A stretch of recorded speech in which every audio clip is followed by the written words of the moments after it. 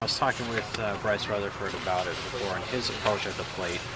It seemed that he was working a lot of off-speed stuff, especially away to right-handed hitters. That's something that he's been working on lately. It seems to be a newer development rather than going with the hard stuff.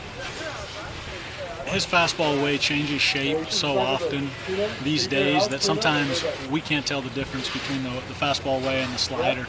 He's always cutting it and running it out there, but there are times when we shake our head and wonder also. Some of those were fastballs. And talking about the defense now, a couple of late plays from the pitchers fielding off the mound. Maltese makes a good play in the ninth. Balkan driving, stopping to hold it to get a couple outs. How big has the defense been at this point in the season to keep the runs off the board? Well, that play started with Shay's breathing. He was in control today, slowed the game down, went through his pre-pitch routine.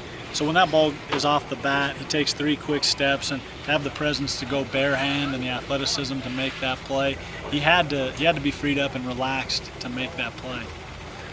Coach, how big is it for you guys to get a win against a quality West Virginia staff like that, but not only just to beat them, but to beat last year's Pac-12 Pitcher of the Year, Harrison Musgrave?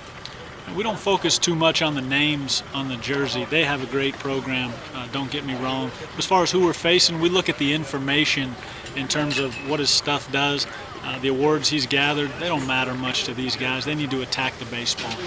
But is that a confidence booster for them, knowing that they can, beat a guy like that? We won't talk about it. We won't mention it. They beat the baseball today, and they are a very good team, but we need to keep the focus on the things that we can control.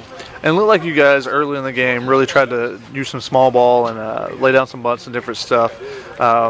Was that the approach going into the game? Is if you got some guys on, let's really work it, try to get a couple early runs? Yeah, we wanted to execute well today. We wanted to put the ball on the ground to make them play catch. They do a good job on defense, but that's part of our game, and we wanted to get to that early. And how big has Nick Blazer, the addition of him this season, been for you guys? Leading the team in hitting. I don't know if you expected necessarily this much out of him, transfer coming in this early. We're glad to have Nick, I'll tell you that. What he's done not only on the field but in the dugout has been impressive. He's a relentless teammate, just like he's a relentless hitter. So we're so glad to have Nick not only on the team but in the program. And in the 7th inning, you go to your closer, Shay Maltese. What was the decision, what was the thought process behind going to him that early? Sure, we're in the middle of a series, and I want to make sure Shay gets his quality inning. So we went to him, and we understand what that means for the following day. He's going to try to talk me into going back in there tomorrow.